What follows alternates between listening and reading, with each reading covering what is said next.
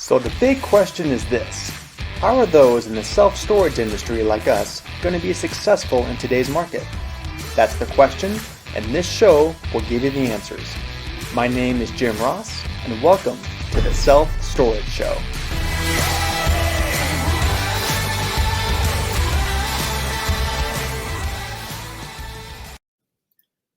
Hi everyone, this is Jim Ross in the Self-Storage Show. Thanks for tuning in for another episode here. Today, as always, thinking, what should I talk about? And literally just had a conversation about a half hour ago with a vendor that's coming into the industry and helping out when it comes to lien process. And so I just got my memory bank going here. I'm like, I haven't talked about some of these stories in a while. So that's what today's going to be about. It's kind of a story time with Jim. Back in my days with doing live auctions. And I've mentioned it, a few times here and there, what I've done in the past. My bread and butter is management. That's what I do for third-party management here in the Western states. And this has been probably 2012-ish, somewhere around there. And of course, I was doing my own auctions for all the sites, and I was doing it on the side, helping other independent, mom and pop places with their auctions. That was kind of a lead source, quite frankly, of kind of me helping them out, and then I'd be open up to doing management for them. And I can't tell you how many times I would go in and say, hey, they'll give you a free audit and just kind of do a check and balance of your auctions to see how they're going, see if I can point you in the right direction, that kind of thing. And they were always just wrong. Quite frankly, just flat out just doing them wrong. And obviously, I'm sure some of you guys saw that episode I did last week, whenever that was, with that news story of the people that didn't even run the auction. They just threw the crap in the dumpster. I have my own theory on that, what happened with that one. But it's just kind of showcasing that, they're not being done correctly at all. And so, long story short, that prompted me to be like, well, I'll do it right. Let me help you, okay? You pay me a little bit. I will help you make sure everything's done correctly. Not going to get sued. Everyone's happy. You'll probably make more money without me helping you anyway, and it's all good. So I started a company called Excel Self-Storage Auctions. Here, I'll actually I made, me, video. I do video, so I made a little promo video for it. So I figured, why not? It's been a long time since I've seen it, so I figure I'll play that. I'll tell you some stories surrounding this company. Kind of fun. All right, let me pull this up here.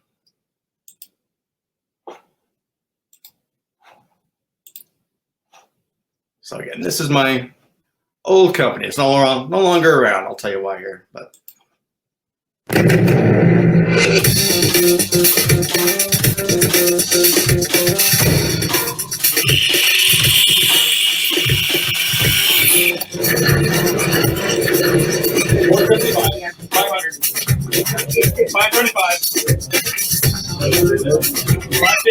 Yeah, I've been following Jim for at least 5 or 6 years. Is there a reason that you follow his auctions? Yeah, I never worry about, I don't believe that he's ever gone in the unit.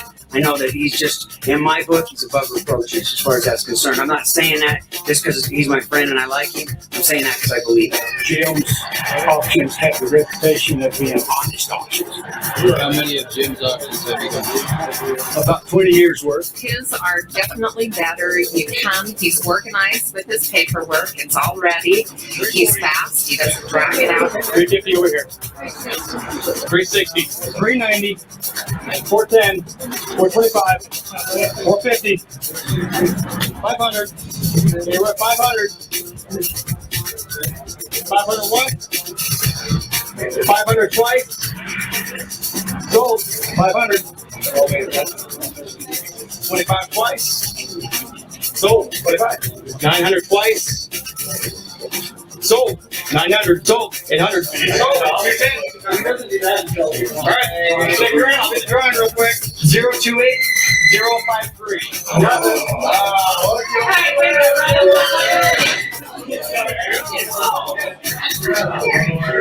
That made it worth coming. This is probably the best run auctions that of anywhere in the state that I've ever been to. I've been in another auction company where to do this many would take 5 times this long. These people you can trust. Oh yeah, I could hand them my wallet. You can't trust people more than that.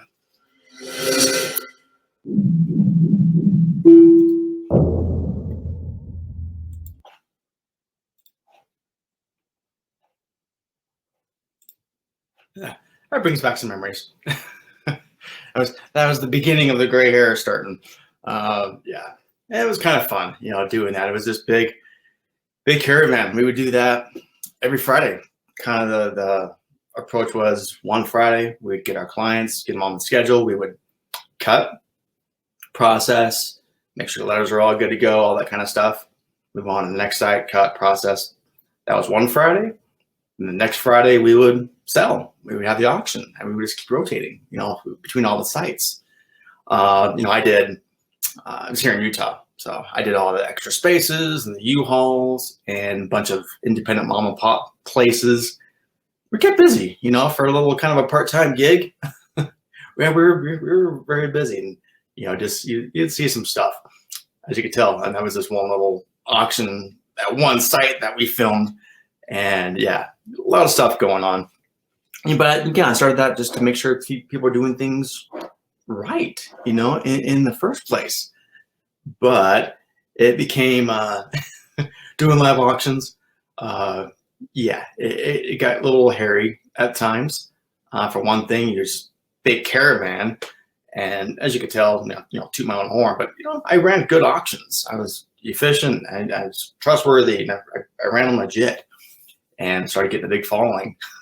Yeah, so we just have this big caravans, we follow everywhere we went, one site, and we would have some days we would do 8 auctions in a day and just bounce around to each location. The circus is coming to town. We'd all go to one site and everyone's there and all the cars. And I started feeling bad for the managers, just having that many people just bombard you at one time, because everything shuts down. The auction's going on. Yeah, forget about trying to rent units, anything else going on. You're just doing auctions and that's it. And so I started seeing, this is good for me personally. Hey, I was making good money, but man, it could be done better. And then you start seeing the online auctions and all that, and I'll cut to the chase. Once I tested an online auction, I'm like, oh, bye, see ya. I sold the company, moved on, and it was so much easier. So yeah, that's why. But I remember there was times, there's one story I was remembering that popped in my head. There's probably a bunch I'm even forgetting, but the one that just pops in my mind right now is this one guy was just, the storage auction guys, they're friendly, but they're competitive at the same time. They're all vying for the same stuff.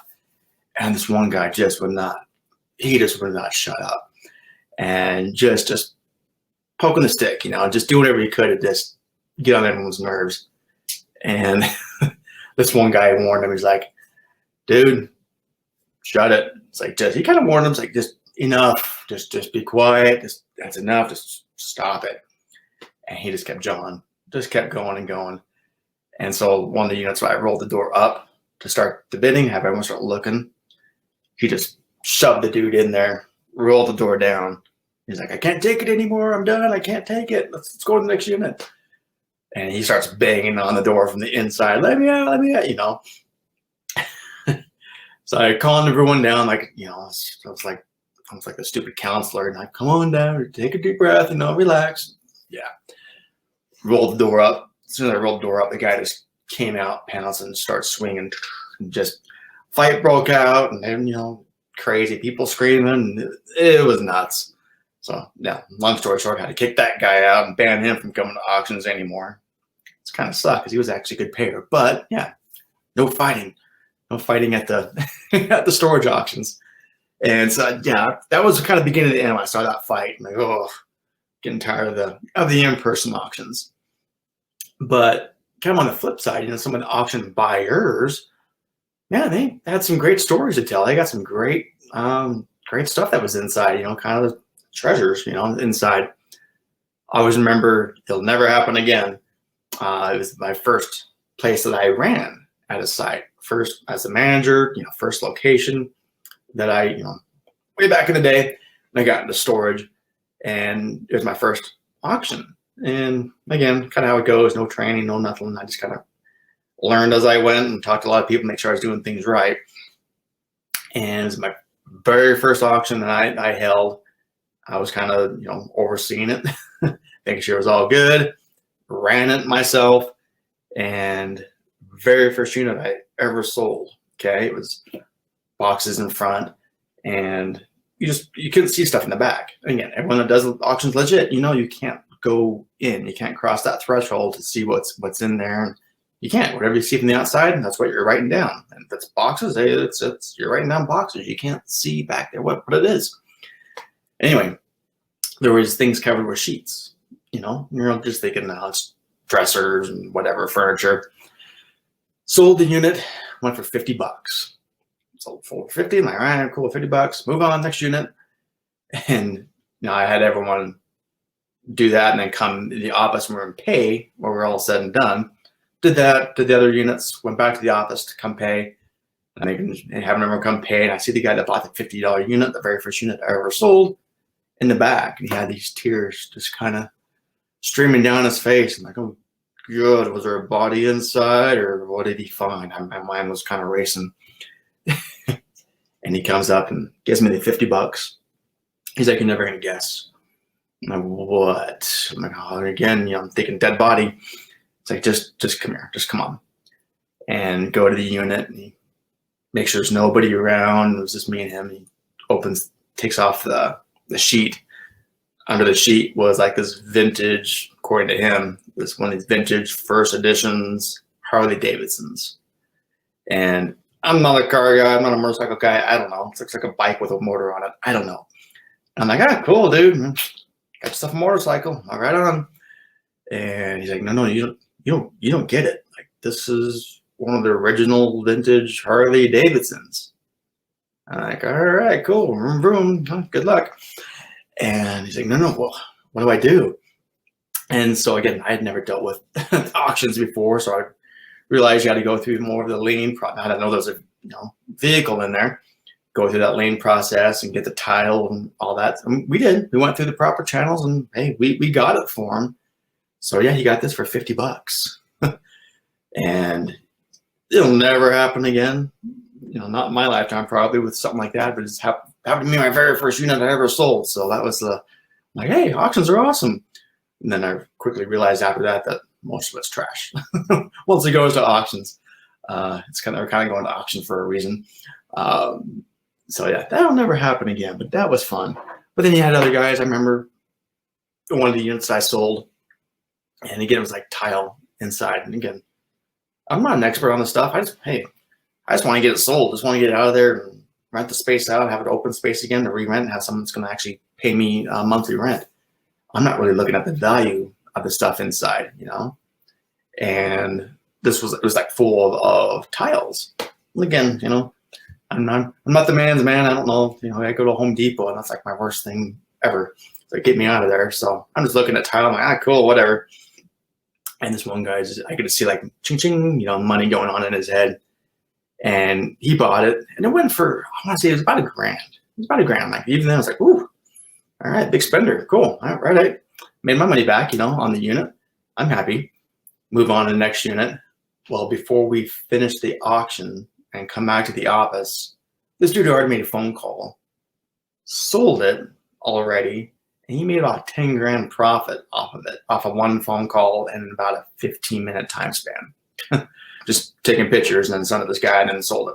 So he made a good profit in that one time period. He came back, he was all happy and excited. So, you get stories like that. I remember one, speaking of treasures, it was actually in a treasure chest. Yeah, can't get much more into that. People see safes and all that, like, oh, everyone's gonna be in that safe. And safes are always empty. It's just how it goes. They're always empty.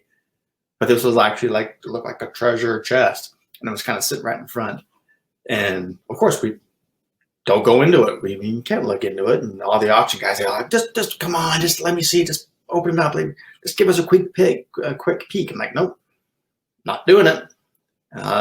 First bidder, $5, $10, And of course, everyone's just like, oh, it's empty. They're always empty. usually have those. And it went for like $30, $40, something like that. Nothing big. Yeah, I was just like, just whatever, just get it, because the whole place was trashed. It was junk in this one little treasure box. Looked like it was staged, quite frankly. And I did just clean it out. I don't care, get rid of this crap. And sold it, blah blah blah. Went on, same story. Kind of went through the rest. He stayed in that unit, made sure everyone else left. And as we were selling the other units, and he opened it up, all ended up being all these coins, all kind of sealed up, and they're little packages and collector coins. And he ended up, it was about probably 4 months later, I want to say, something like that. He ended up calling me back going, I sold each individual coin. Not the whole thing, because I went by each individual one and sold it. And he was like $30,000 that this dude made off of that. I'm like, holy cow, so you hear stories like that. Of course, that's what keeps people going to auctions and buying units is stories like that. It's, just in my little niche, I've had a few of those happen. Again, I'm probably getting 20 more. That's just what's kind of popped up in my head. But yeah, going back to live auctions, it was a lot of fun, doing that. But man, once I kind of got that little taste of just doing it online, it was so much easier, especially for the the poor managers on staff. Now having to deal with just that circus coming to town for that little while, it got nutty. And plus, there's the safety thing, liability. Gosh, I mean, not to be all having a criminal mind here, but I was just thinking, man, if I was a robber, I would stake out these auction places. Once everyone left, I'd be going in and like sticking up the joint because it's all cash. Well, these auctions are all paying cash, and there's times even $5-6 grand. Here you go, all in cash, and leave, and just sitting there. So yeah, that kind of started making me nervous too. So another reason why I went online is just there's not all this cash just sitting around. Yeah, a little crazy when it comes to that kind of stuff. And again, I was kind of going back real quick, but having this conversation that stemmed, having this chat with you guys was, auctions, this auction vendor coming in and helping storage sites, run their auctions better. And if you're watching this, you're probably on top of things when it comes to your auctions. You're educating yourself. Otherwise, hey, you wouldn't be watching me listening to this. But when's the last time you really looked at your procedures? When's the last time you looked at your letter? When's the last time you looked at your publications and making sure you're in compliance, making sure you're legit? So I always kind of like to end these things with kind of a call to action, and check that out, guys. Go to your SSA and make sure you can buy or download those annotated lien procedures. Check them out. Make sure you're following your procedures right. You look at that checklist they gave you in the back.